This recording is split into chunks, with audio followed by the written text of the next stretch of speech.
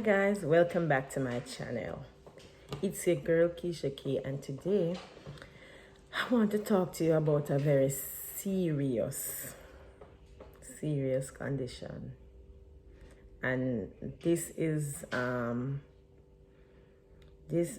contributing to several issues or several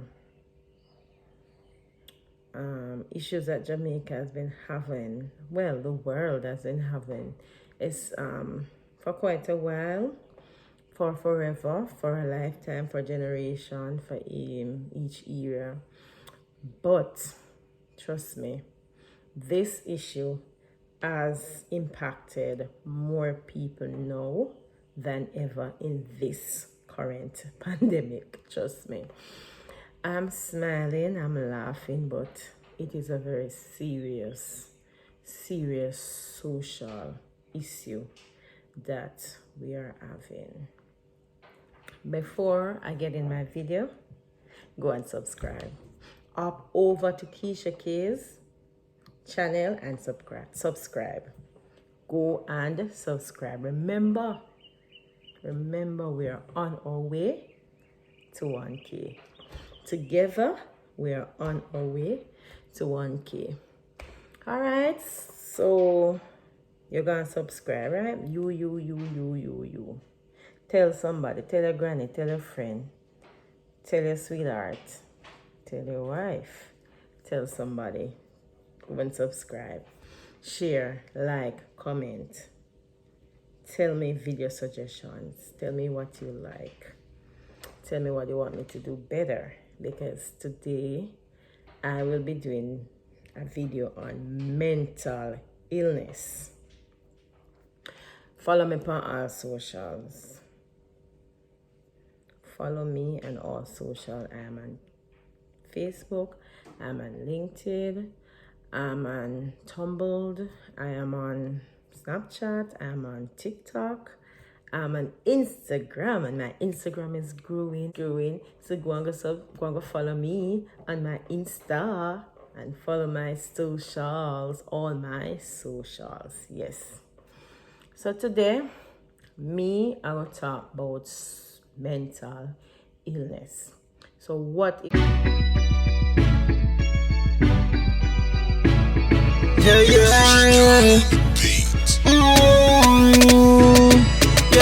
It's Keisha'Kae world. It's your girl coming to you like pearl. Subscribe, share and comment with a one word. And member feel like as a share in her world. And member this.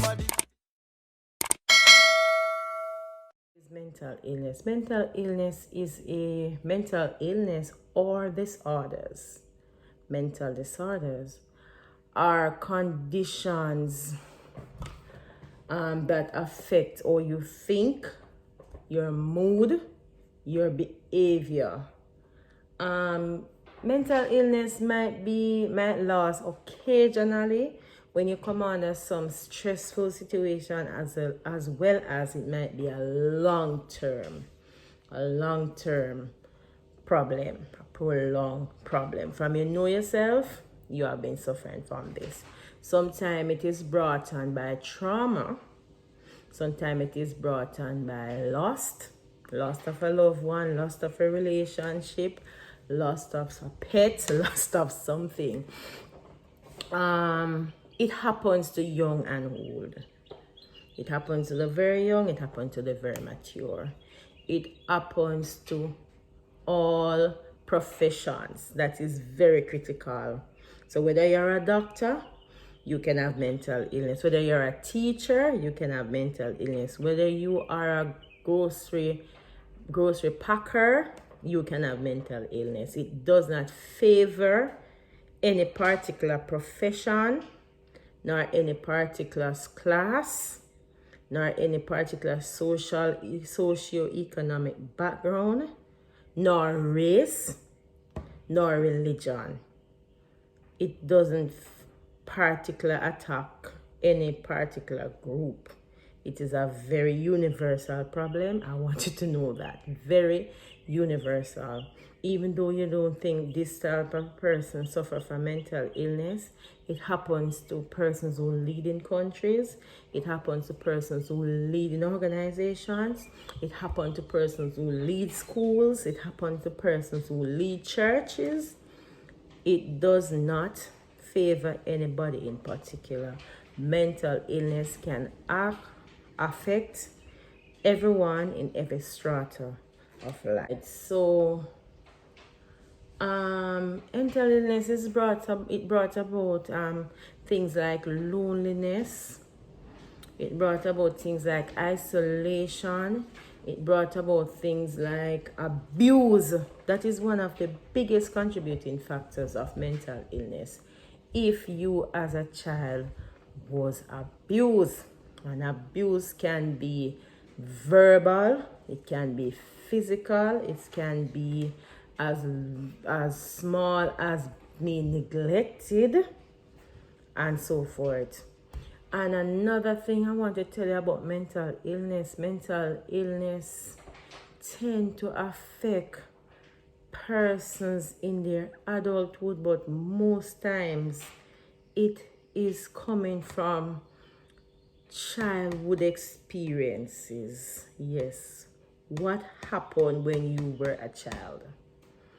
Some persons tend to leave their children with others, say they trust them. So you trust this person and you leave your minor children with this person, and this person abuse your child left, right, and center. This person abuse your child severely. Sometimes they verbally tell them things about their parents. Sometimes they physically abuse them by beating them, torturing them, not giving them something to eat, not letting them have a toy, isolating them. Sometimes they bully them, they ridicule them. Sometimes they put them up against children. I know of an experience where somebody told me that when they were small and their parents left them with others, it was two siblings. They had this type of a dry skin, and the person they were left with, the caregiver, instead of lotioning them and oiling them to get them lubricated and moist, this person used a knife to be scraping the children's skin. This is abuse. You can't do that. And telling children about their parents, what their parents are. A recent situation is where I saw a mother who said she was an exotic dancer and she had several children. She left some with her mother and this one in particular, she didn't know what to do with her when she was ready to go back to work after giving birth. Her biological mother told her to give it to a couple. So now she gave this child to the couple and think everything was okay. And the child was suffering several abuse, and the child was told all sorts of things about her mother. What type of job her mother do, degrading her mother, discriminating her mother. And she became suicidal. She wanted her mother. She sent for her mother. Her mother took her. It was in the public sphere. Everybody was saying this child was missing, and then this child was returned. These things are real issues. They are real issues. All right, so back to our mental illness now. So mental illness can start from as much as I told you that childhood. It can start from as early as in the mother's tummy. Yes, when persons are pregnant, if they do drugs, if them themselves are stressed, especially if it's a boy child, this child may become affected. Boy child are susceptible to mothers' psychological well-being more than even girls. They are the ones who go into they are the one who will be easily spontaneously aborted. They are the ones that might born dead. They are the one who take most of the illness from the mother, and so forth. So if you are stressed, if you smoke, if you drink, if you are neglected, if you suffer certain issues while you're pregnant, it can be passed on to your young child. Noting that. All right, some type of mental illness that we have. So you have the mood ones, and some of the mood ones are like depression, sadness, isolation, suicidal thoughts, suicidal ideations, pain and aches that are undiagnosed or uncalled for. You don't know why you're feeling this pain, but you're feeling severe pain and you don't know where it's coming from. It's unexplained. Persistent depression disorders. You have another categories. You have bipolar disorder. You have premental dysphoric disease or disorder. You have anxiety disorders where you are just paranoid, you are compulsive, you're a compulsive liar, you're a compulsive worrier, you have mood swings just before your period, you have several little just premental dysphoric behaviors exhibiting. You also have postpartum depression. This is terrible. This postpartum depression occurs after females. They have a mental breakdown after they give birth. They don't want to see the baby. They don't want to feed the baby. They don't want to touch the baby. They might end up biting up the baby. They might end up harming the baby. They might turn their backs on the baby. They may hear the baby crying. It annoys them so much that they might injure the baby. They don't want to have anything, and sometimes if you're telling that they have a baby, they will get upset.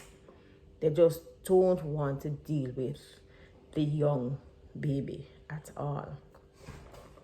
You also have what you call GAD, and GAD is a general anxiety disorders, which spans from being on the edge, irritable. You might just say something, you might wear a color and you offend the person.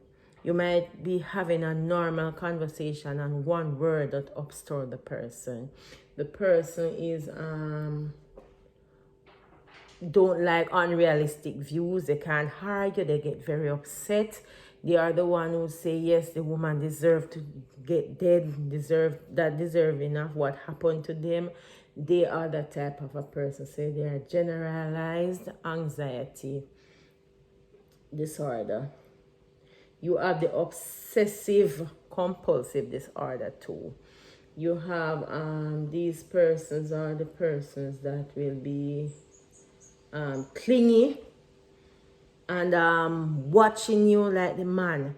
You say you got your mother in reach there before you. He might call on your phone. You tell him where you go and he might call on your phone. You never take him, you never let him bring you to work this morning. He's the one who turn up at work, wanting to know if you came to work. Clingy, nagging. These are the persons. Be careful, beware of these persons. That's how it starts.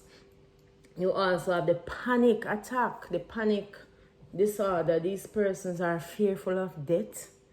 They're fearful of everything. You have the phobias. Everything they're fearful. They think you're out to get them. They think everybody's is not on their side. They think you're taking side with somebody else. They want you to take their side. If they and somebody don't talk, they don't want you to talk to the person, and all sorts of ills. You also have the social anxiety as disorders. These persons are fearful of going in the public. They are fearful of being judged. They are fearful of being embarrassed. They are fearful of being humiliated. So the sake of that, them stay in their yard. Them nah go out. They are the ones who don't venture out. They are stuck in a box because they feel that if they step out there, somebody's gonna criticize them. If they step out there, somebody's gonna judge them. If they step out there, somebody's gonna say something bad about them. They are not confident. They have mental issues.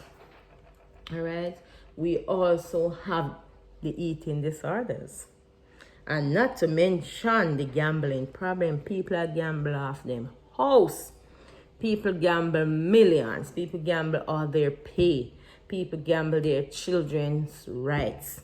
People gamble their food money. Gamble. Because all in their heads is that they are going to be the next millionaire.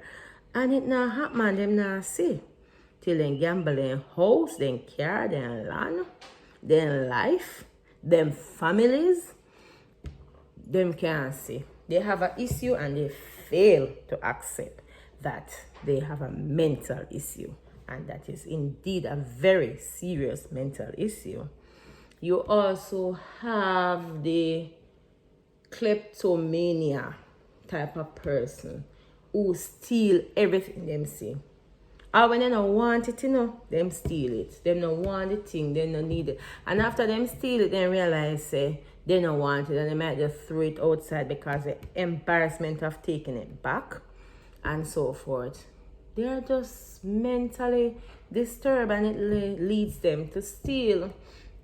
You have the schizophrenia and you have the schizoaffective disorder. It's a mixture of the mood swing. So they are like borderline. And you have the strict born schizophrenia where they might hear voices. Voices tell them to do this, tell them to do that, tell them to stop, tell them to kill, tell them to do all manner of evil. So it's really terrible to know, and this is not half the disorders that exist, but I want to tell you how can you get over these disorders. You have to be diagnosed.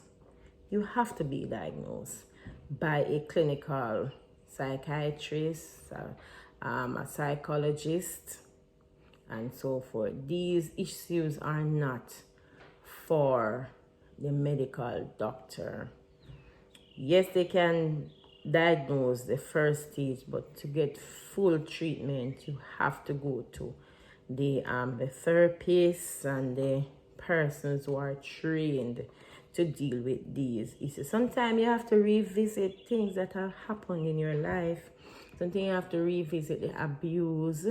You have to revisit the loss. You have to grieve. Sometimes persons didn't follow proper grieving procedures, and then it affects them later, Sometimes you have to be checked into a mental institution for a while so you can they call it now, you can be detoxed of what is contributing to your mental breakdown. Some people have mild mental issues, while some people are very critical, very clinical, very serious. Some people are even threats to themselves and to society and to their families, while some persons can be managed easily just by taking their medication.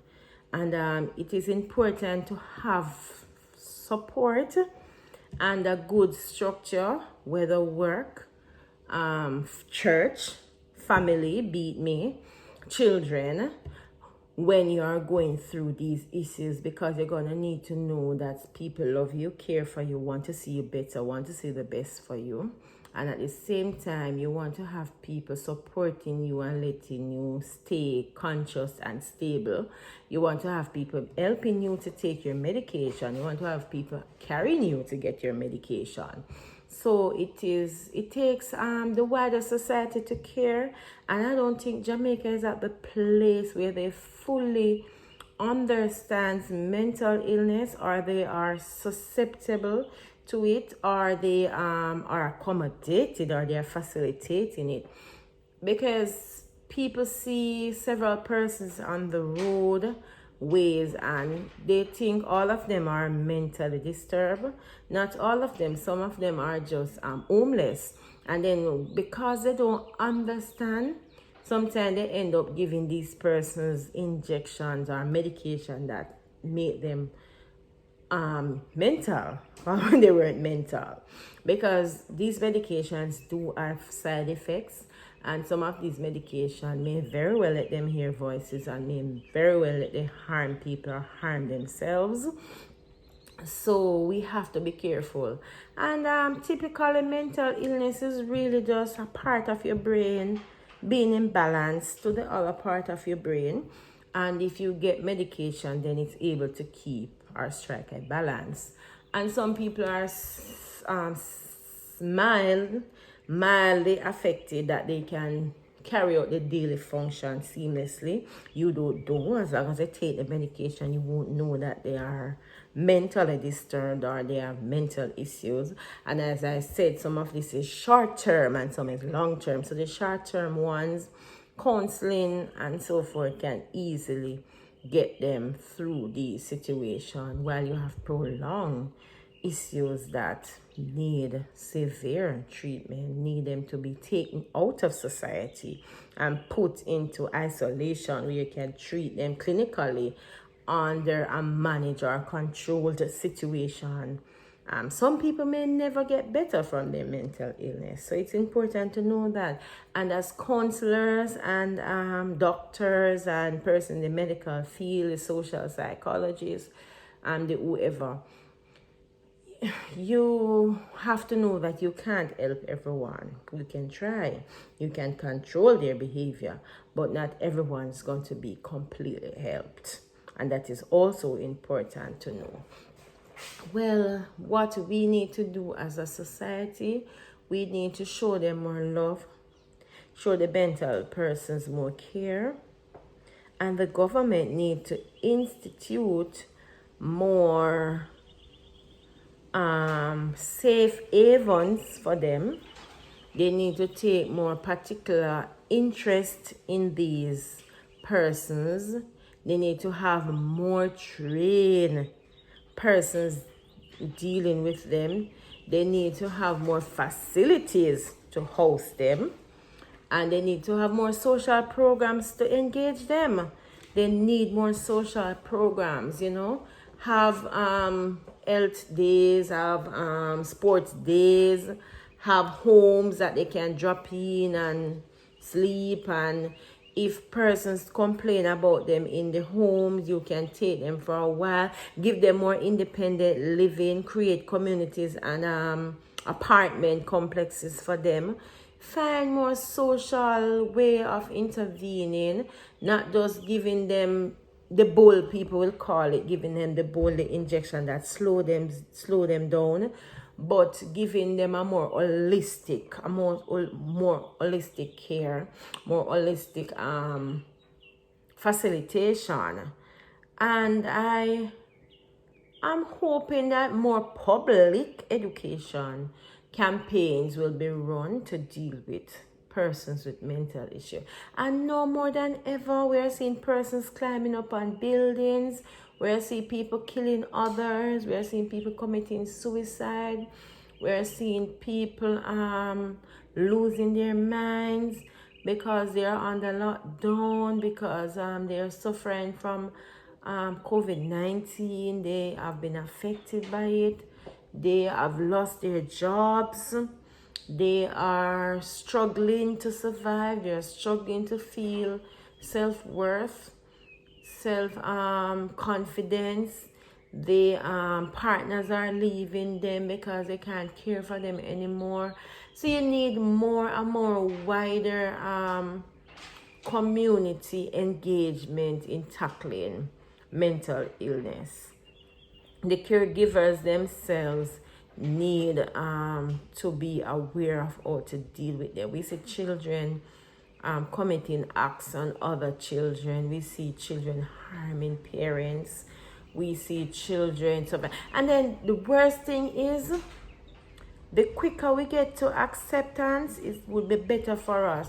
Because I've seen several situations where children are born with developmental issues or mental issues, and are a combination of both, but the parents are normally in denial, and the amount of time they take in accepting what is happening or what has happened to their children, the longer it takes for them to seek help, seek medical, social, physical help, whatever help they need.